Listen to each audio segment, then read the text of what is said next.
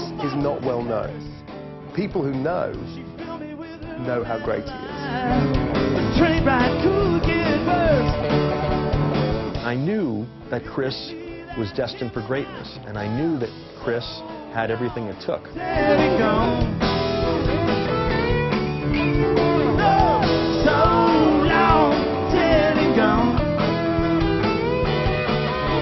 The first two records, I would honestly say, Sight and Sound and Big White Lies, hold up as two of the best pop rock records of the past 15 years. When the traffic keeps nodding on, if you see that Gemini come, so long, steady gone. Like, they were so excited about his first few albums, and people were like really into it. I think then people expected that he would keep going up and up, and I think he kind of reined himself in a little bit.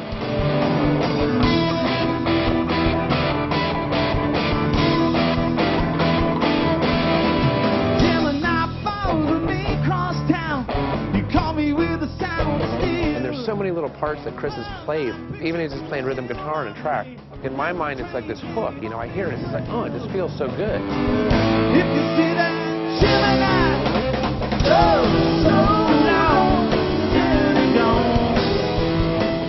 this is a man, being one of the cleverest people I know in music, has not ever once put out an album on a really proper record label that spent any money on promoting him ever.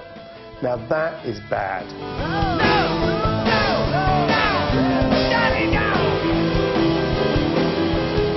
You know, a lot of people come to a point in their lives, like maybe they're in their early 30s or mid-30s, where they go, well, you know, I really need to grow up and get a job so I can make an income.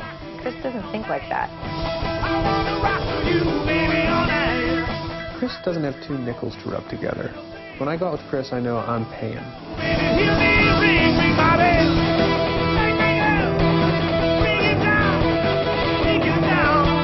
And he loves to play. I mean, he'll, you know, play for me, and sometimes I think that he's happy as long as I'm listening.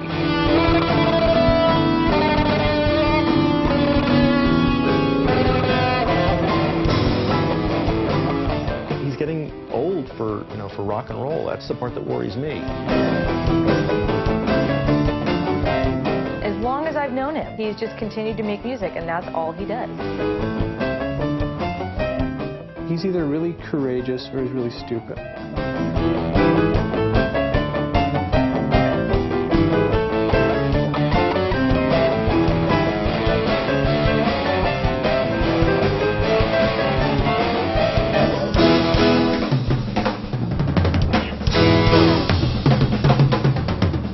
Chris Von Sneidern just brings up the whole question of what is success in America and how is it measured.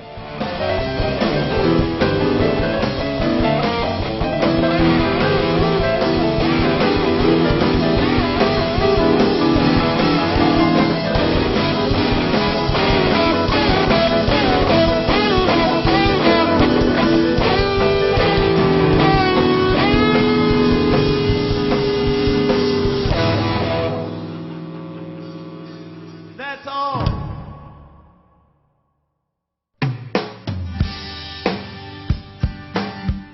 People have asked me why I wanted to make a film about an unknown musician. It started with hearing him play and falling in love with his music.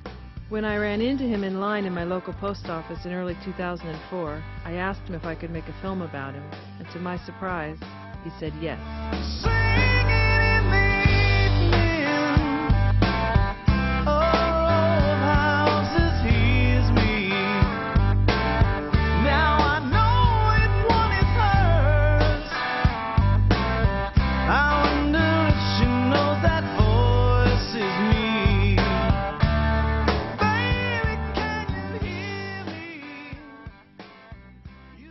All right, I'll just start out with asking you who you are and what you do.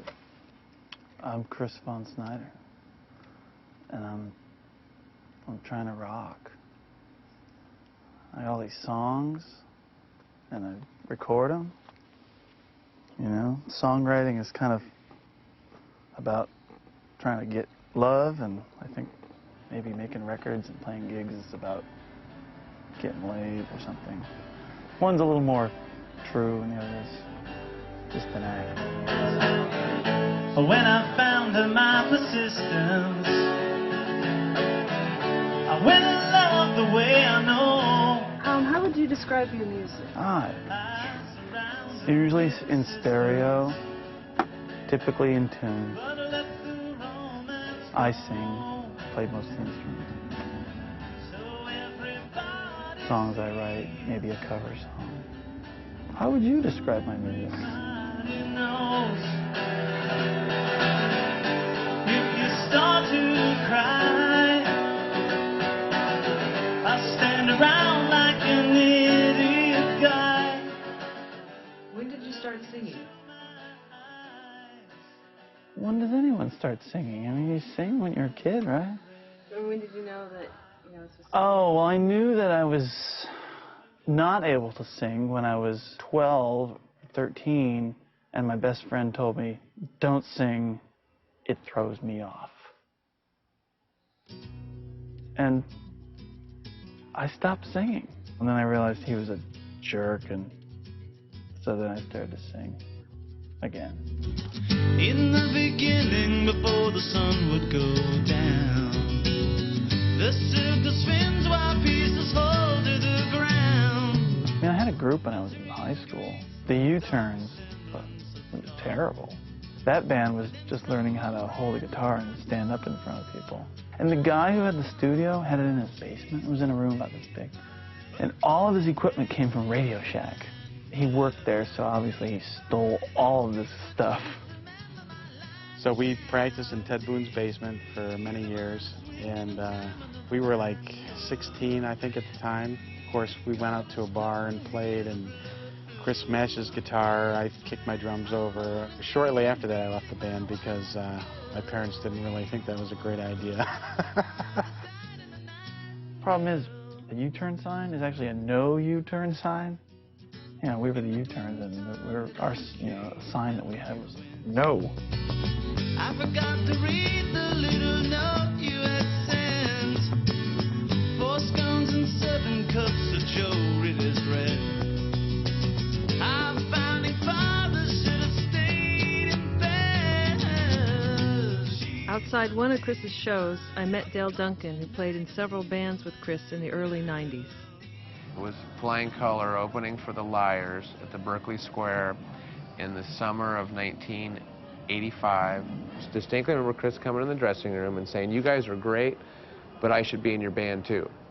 I should be your lead guitar player."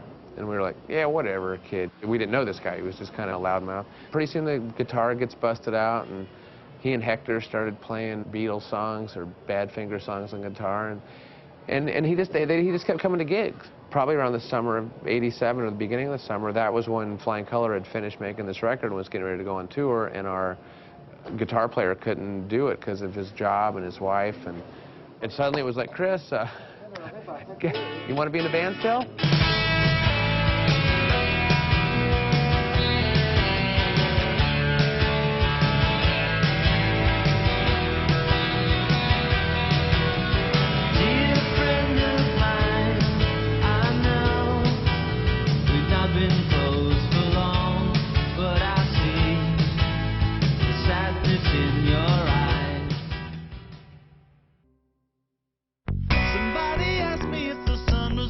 And if it's different when I stand next to you, if you can stand in the sun, listen and worship the one. Of course I can't explain the force of... What are we doing today? We're going to talk. Maybe play a little guitar. Oh, yeah, sure. If you feel like it. What have you been doing the last couple of months? Well, I've got a new band, which you saw. You know, it's been rehearsing that, overdubbing things for the new record, which this week has been every day. And all my friends are turning into alcoholics, it seems. It's dropping like flies. Closer than knowing by your mind, I want more than you could find. The rehearsing is the problem part. It's a lot of work. Now I remember why I was solo for so long.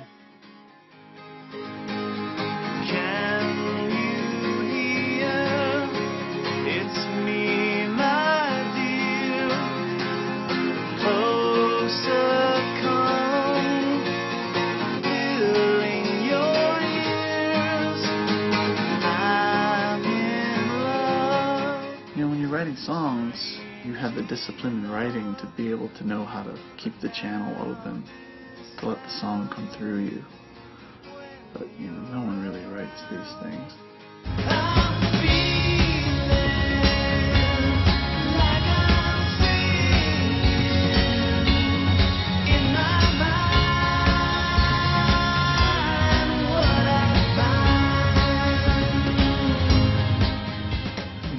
Open up and the song comes through you. And in those moments of self-indulgence where you think you're being clever, those are usually the worst parts of your song, where you threw in some little trick. I don't think really anybody who talks about craft and really crafts songs has any knowledge of where that comes from. It's not of this earth. In my soul,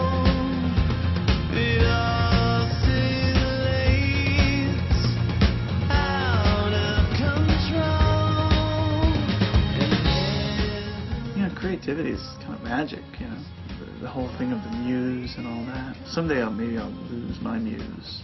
Hopefully there'll be something else for me to do at that point, because the songs won't be there anymore. Is that something you're afraid of happening when you think about it? Well, it's like being afraid of getting old or being afraid of dying. It's, you know, hopefully just I won't go before my time.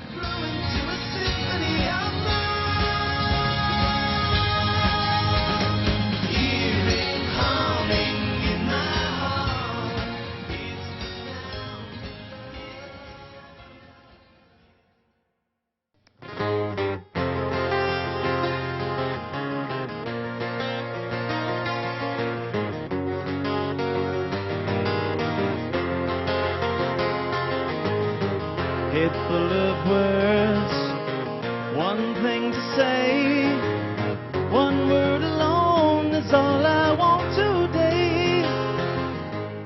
You know, I met him through a mutual friend. She said, oh, you know, you've got to hear this guy, my boyfriend Chris, you know, he's a musician and he's got a tape. And I thought, like, well, everyone's a musician and everyone's got a tape. And it was real songwriting and real musicianship and good production values, and it really caught my attention. So when I heard it, I was like, I can meet this guy.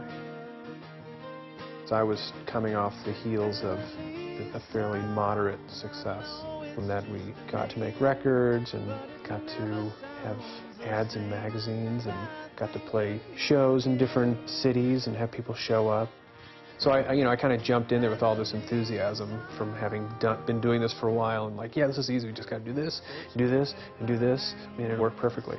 Must cross in time. She's one too many lives to never meet. She's very sweet, makes Jesus weep. It makes me laugh while putting me to sleep.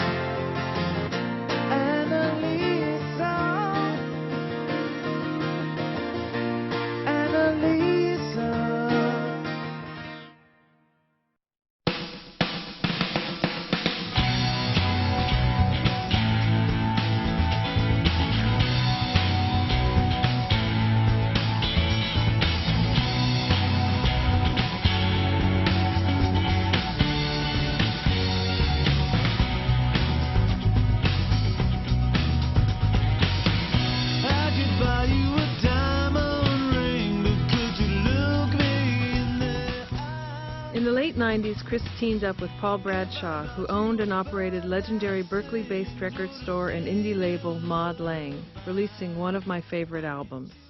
I always say to people, we have a label, but we don't have a label. I've only really put out things by people who are friends or friends of friends. We did Wood and Wire, which I feel like is the best record he's ever made.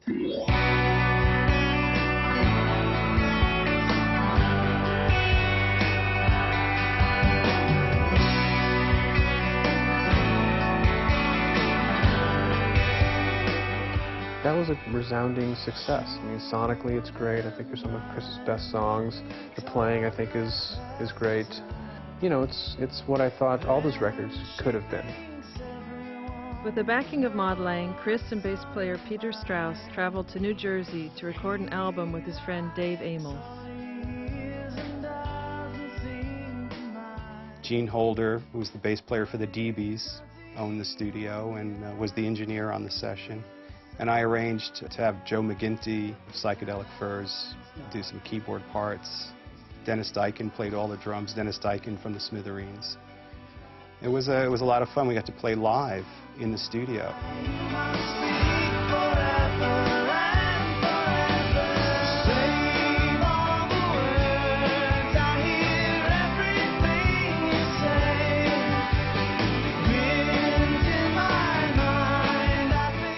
But when you play it all live, you have a two-way interaction with people reacting back and forth with each other. And I think that was kind of what made Wood and Wire a little different than the other Chris albums. You know, it's just a very organic record. You know, we played those songs a few times, and then, you know, each time you play it, you kind of realize, like, I want to play this instead of that, or do this here. Those are the little moments that make a song, you know, magical.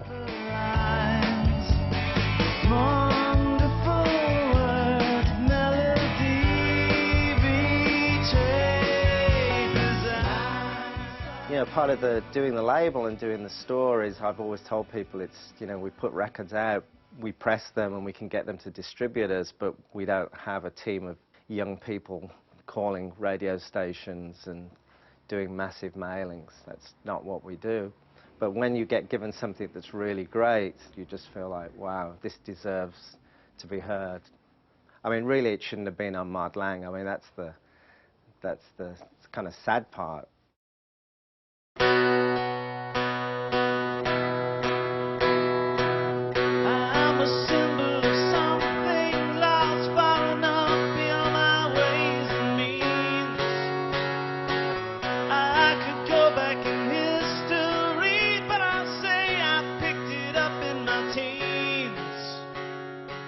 In September of 2004, Chris learns his mom has cancer, so he plans a trip to visit her.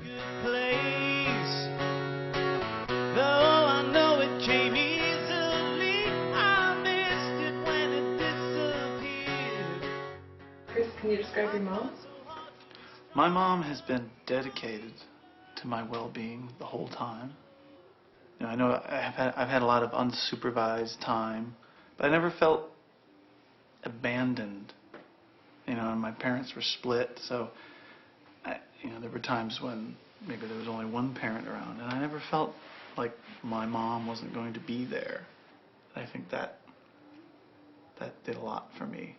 Made me feel free to maybe go off. What was the best time? The best time. Oh. Golly, you know, all the time that I had two boys at home to nurture was the best time, but you don't always know it at the time. And when they're gone, your life is suddenly turned around and you don't really know who you should be. There was a blizzard in 1977 that kept us home for a couple weeks. Being snowbound out at the river for 2 weeks was fantastic. It's like having the power go out. I think the power went out as well, didn't it? Perfect. Sure, snowbound, yes. No power, the heat was off, we're huddled in sleeping bags, everything was changed, everybody was like... Well, it was an excitement that you'd been craving, I guess. Well, don't you like when the power goes out? No, I absolutely hate it. Can't do anything. Oh, come on. Can't watch TV, You'd can't sit read. around, play cards, talk, and then the power comes on. Not when you're alone. Oh, all right. That's true. New Year, 1985. So I was 19, just turned. And my mother says it broke her heart when I moved out of the house. And it must have. But to me, that was the only thing I could do. Yeah, it was a jolt to come home from work that particular day and hear that he had taken an apartment and moved. So I think I cried for a couple of days. But when he moved to San Francisco, it was too big to digest, and I thought, Well, they'll be back maybe in a couple of months or 3 or 4 months. They'll be back. And he never came back. Do you live? Where do you live? Where do I live? I live with Jessica.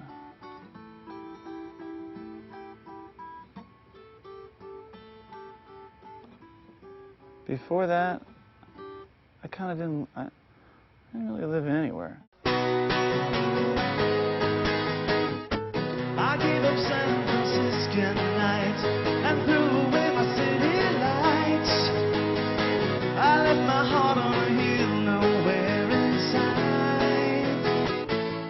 He lived on Greenwich and I think was doing quite well there with his roommates, and they were all the Syracuse people I mentioned. And then he moved to Ord Street, and that's when he accomplished getting his studio built. And I think he had a very good setup there, and I visited him there a couple of times. And he was unfortunate he had to leave that situation. That was perfect. I think he would have stayed on there forever. How he had it set up in there was totally like the James Bond villain's lair. So you're going down the narrow staircase, then you made a little jog, and then there was Chris's bedroom that was tucked into downstairs separate on one side of it.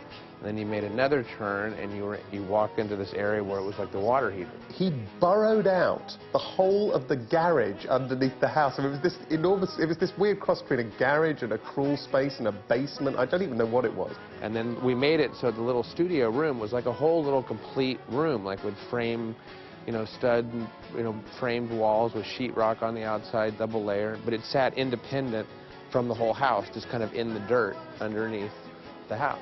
And I was just bemused that like the whole basement of the house had been turned into this fantastic studio, and there were cassettes everywhere, and the genius was at work. And of course I was like, well, CV, so do you rent here or what's happening? Because this is kind of a major renovation you're doing here.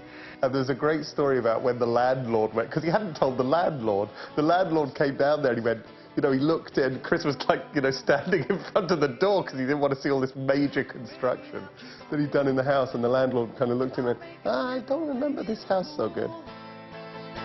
I don't suppose I could make it with all those rules. So give me back my sweater-clad summers. Yeah, open up the Golden Gate. That land of broken toys is mine in California State.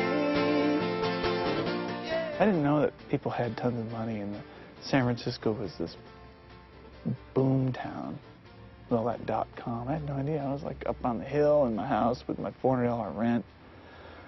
I was doing fine. I don't know how else to describe it. It was just people with a lot of money, a lot of new people in San Francisco. And really, a lot of people got pushed out. The .com guys were responsible for screwing up the club scene in town because they didn't want to hear original music at all. So whatever little interest was left in guys that were going out and singing their own songs were just wiped out by cover bands. Down the street, some guy singing his own original songs was playing a nobody. So this is the first tune on our CD. We're always available at notlame.com. And otherwise, we're available at thesupers.com. Yeah. What makes San Francisco is all of those people who contribute, most significantly on our artistic and creative level. And that's what makes that city and the whole Bay Area, for that matter, what it is. I'm told by the nightclub owners that the .com boom ended the performance of original rock music in the San Francisco nightclubs. And then all of a sudden, you are being evicted. I went and looked for a place. My rent quadrupled in a 30-day period. It was part of learning that stuff changes. Hello, mind. Something is wrong with me. I'm out of time. The tune will never be. And after that, I helped Chris in that moving, and And we did some more recording and through that period, but it was hard. You could see him getting down. He was drinking more and kind of getting, he wasn't looking good. There was a period of time where he really was not in a good space. It was really, it was horrible. I mean, yeah, it could have been worse, right? But I didn't know what could have been worse at the time. I just kind of like tumbled for a couple of years. What I've got, what I could never see, the greatest gift to love and be loved in return. Don't take for granted when you learn the words are mine from inside, stuck in time.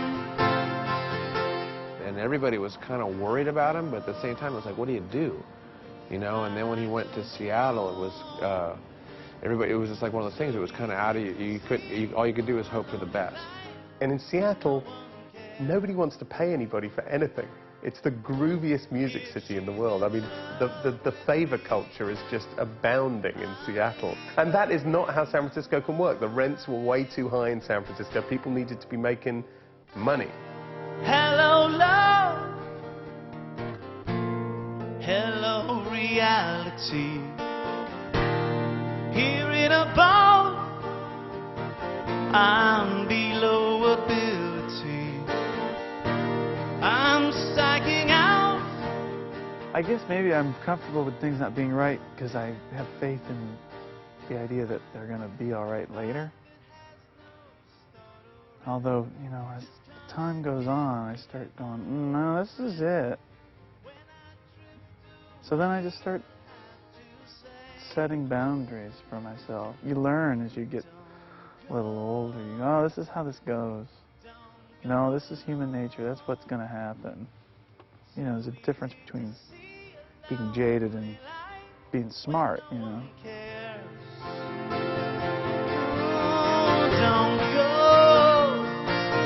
Don't go alone. A simple belief that we should live our life in pairs.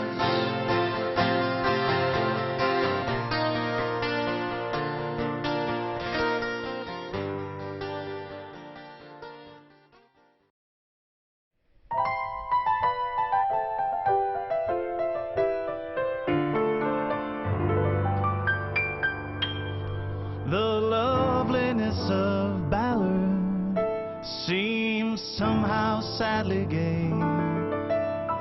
The glory that was grunge is of another day.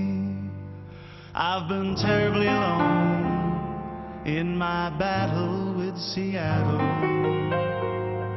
I'm going home to my city by the bay.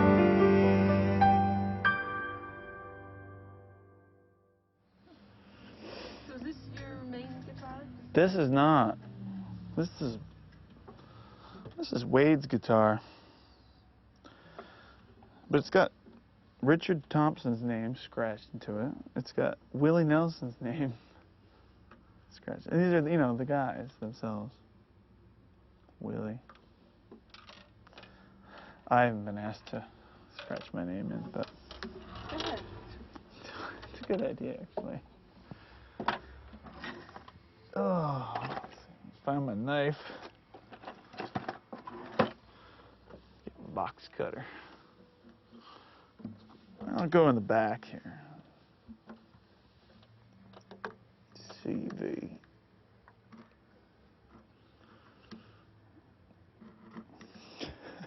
Oops. I appreciate all the attention you've given and how little I've given you. I've been playing a lot of loud guitar, drums, bass, and stuff. I hope you enjoy it. I've heard bad things about Chris. He's the kind of person about whom you hear stuff. He's one of those people. Some people you only hear good stuff about. Other people you only hear bad stuff about. But Chris is one of those people who has his friends, and his friends really like him, and other people, you know, you meet people who like have something against him. You've got to take your own. There's no escape or a way to explain. around this time that Chris's record was supposed to come out on Heyday. I mean, enough time had passed that the record was kind of imminent. I remember talking to Bennett, our drummer, and he said, you know, have you heard Chris's record? And he's like, yeah, your bass playing sounds really great. You know, I thought, you know, what is he talking about?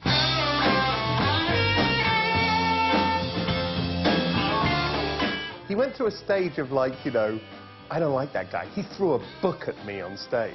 You know, you hear this stuff like, he did what? He hurled a book in my face while I was playing on stage. Did it hit you? No, it just missed. Chris did? Yeah. What happened was, as it turns out, that Chris used all the demos for the record. You know, he got $5,000 to make the record. And so, having secured that, Chris quickly broke up the band. It's like we kind of worked our way up to this label, and then it was like, and by the way, you're fired. There was a period there, I don't exactly remember how long, he was dead to me.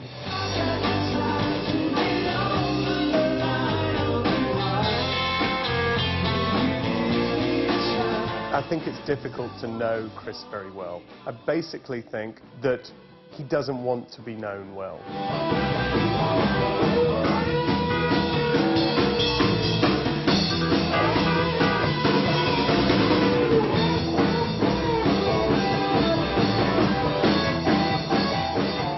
I realized, like, you know, this is what it is. This is Chris's thing, and so it's Chris's problem. I'm sorry that the spirit of rock and roll ain't together in great one place. But take me out, mama, I'll tell you to your face.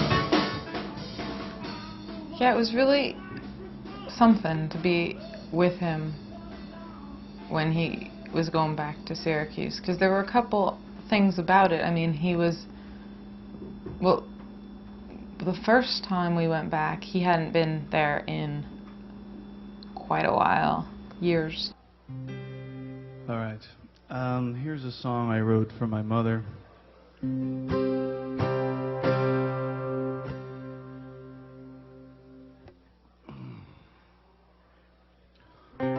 Doctor, can you save her heart? Shattered dreams showing her art. Battlegrounds in ancient age. I think about that a lot, that his mom planted the seeds and it was allowed to sprout in him. Like, she definitely encouraged him to do that. You know, she had I think a wildness about her, and I think she loved that in Chris too. He's inspired me, maybe just in an admiring way, not that I wanted to emulate him, but I admire the fact that he's been able to travel, he's been able to experience a lot of different things in the pursuit of his musical career. She heard no shouts, just a dying sound inside and out. Would she rather be alone than bed alone so blue? You know, we knew about his mom, but nobody knew it was that serious. I mean, he really still thought that she was going to be okay. But then the next trip was really hard, and his mom was really sick. I mean, it was only a couple months later, and it was just the hardest thing. And it was so sad, and he was so sad.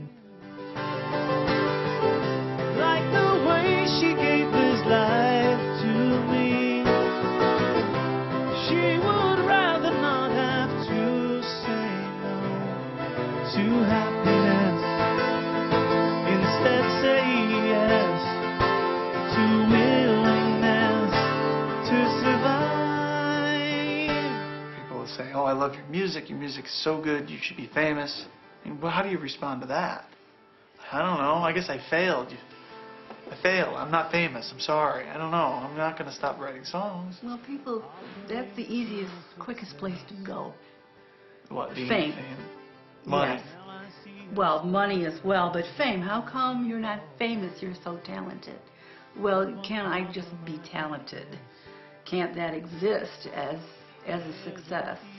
Why does everybody in the country or the world have to know about it? Would she rather be alone than bear the loss of opportunity unknown? Bring it back again, have your own again.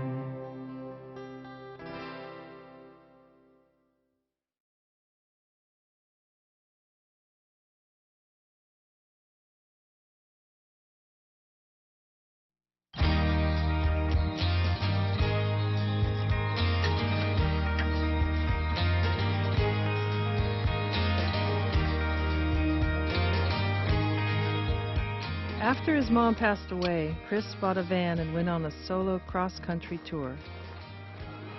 All right, let's cast this fiddle fest into the fray. Is it always impossible? Is there no one to understand? I got a lot of explaining to do, so I'll start with a reference to you. A simple desire to feel right when I notice the difference in time. On his way back to California from the East Coast, Chris contacted an old friend from Heyday Records. He was now living in Bozeman, Montana. Very difficult for an independent record label to make things happen commercially for an artist. The best you hope is that you get college radio airplay, and even that takes an enormous amount of effort from a whole team of people. You know, we sold 5,000 to 6,000 of each of his records, which is, you know, nothing. So I kind of felt responsible back then, and I still feel responsible. It's like, you know, all my records are like, you know, my children. So it came together better than I ever expected, because we did 2 on-airs at KGLT, which is by far the best station in Bozeman, and they broadcast and are picked up all over Montana.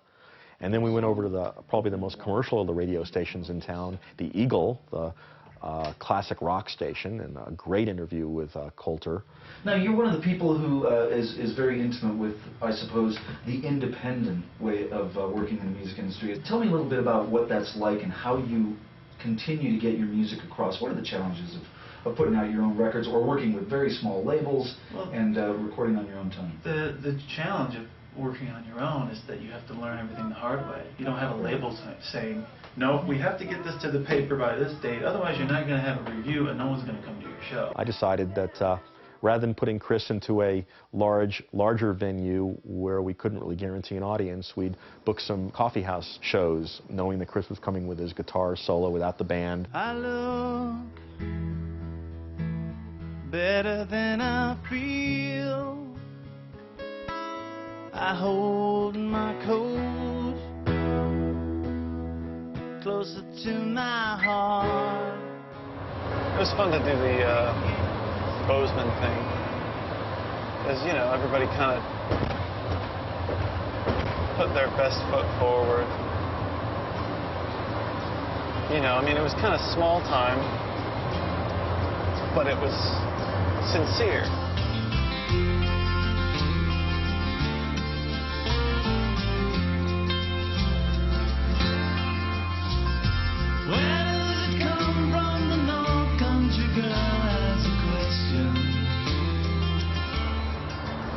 I'm a critic's darling, I guess, but I don't have a draw. I can't draw a picture. I mean, I do okay in some places. But for the most part, I am not a money-making operation.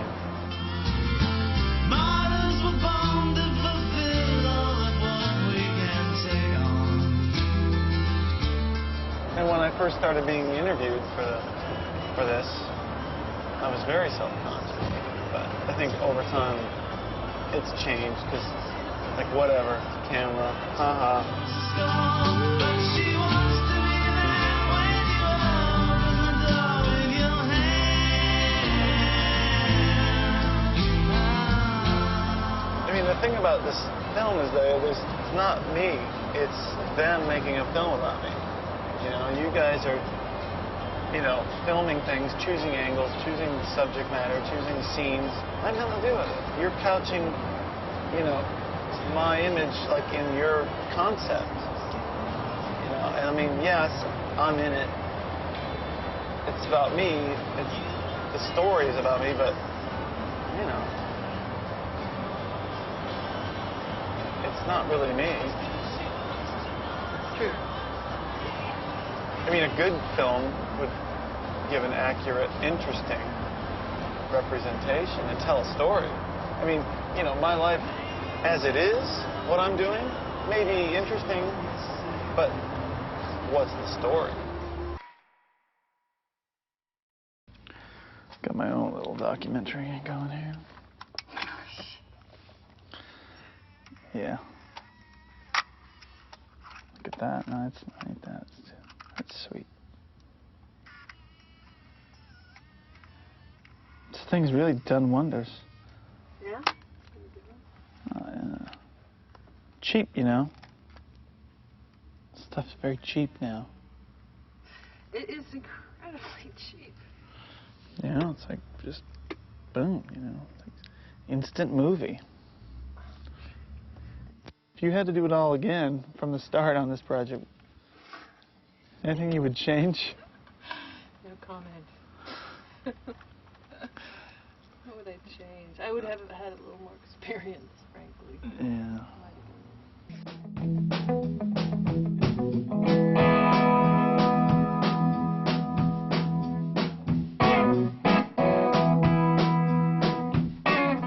In an attempt to relieve Chris's fears, I decided to show him an early cut of my film. I guess, I don't know, I was kind of wondering, like, are you thinking that I'm supposed to be famous?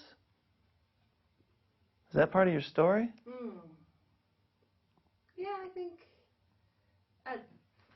Yeah, I think when I first heard your music, and it, like, exactly like you say, it was much better than so many things I'd heard. It was like, yeah, why doesn't this person take advantage of, probably, there must have been opportunities. But not really, like I said. I mean, there's opportunities, but, you know, for somebody, maybe, not for me to do. I decided that's not for me to do. The business of making myself famous is not my job.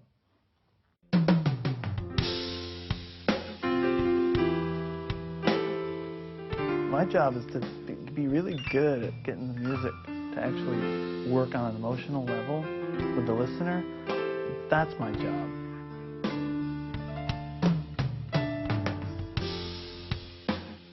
I'll show up, I'll do what I do, but I'm not going to get on the phone and tell people, I'm really great. You gotta listen to this record. It's the best record I've made. I feel like falling like rain, being from nothing to earth. You started to talk a little bit about a period of time where we weren't speaking so much. No, I just figured, you know, like, we'd gone around, and I was like... It's been over a year since I last interviewed Chris, and I wanted to tie up some loose ends. Speaking of reading diaries, I got my mother's diary in front of me here. Went for mammogram, everything's fine. My back hurt, my hip, my shoulder. Watching Carly Simon bio. I love Carly Simon. Today is so long and lonely. Fill the small halls, be the king of unknown. Feel your power bouncing off the mirror alone.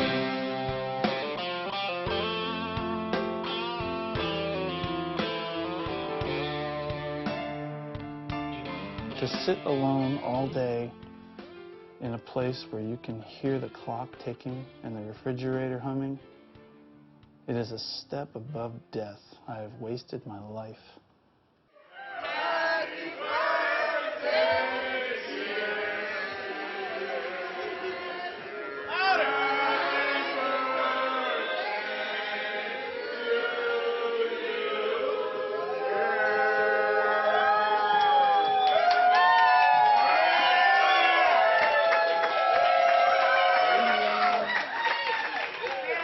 I have changed in the past few years, mostly because dealing with my mom's death and turning 40, I think those two things are probably the biggest milestones. It's been years since I've seen some of you. I'm thankful to see some people that I didn't expect to see again, and sorry to see those who couldn't be here today or who have left us forever. I didn't really know my mom. Like, how can you really know your parent? After she was gone, I tried to understand who she was in her life. It's amazing to find out how much she struggled with the same stuff every day. And it seemed like over the years, never resolved stuff. And I just looked at that and said, that's no way to live. For me, I read it and I go, this is, you know, because I have these same thoughts at times. And, you know, I keep a diary and I have dark days, but I mean, she's pretty loaded on painkillers at this point. But the last entry did not go out. Chris called. He's coming home on the 9th of December. And then that's it. Yeah, I'm trying to find something in here that helps rather than something that just hurts.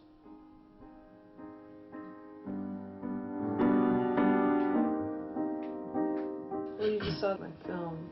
What do you see when you look at that person? Do you see yourself? Well, there's a lot of time that's gone by, and and there's a lot of changes that have happened. I could see how I like to muddle the scene. I don't want to squirm. I don't want to sit here and answer a question. I want to know why you're asking the question. I want to know this and that. And watching that cut, I just thought, how could you possibly tell a story? I'm like so hard to pin down.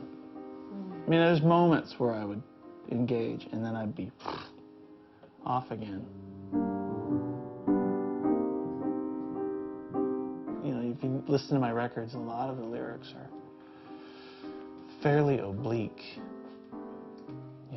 The pronouns they switch around. I goes to he, goes to she, comes back to you. It's all part of what I do to not get too close to what I'm really trying to feel.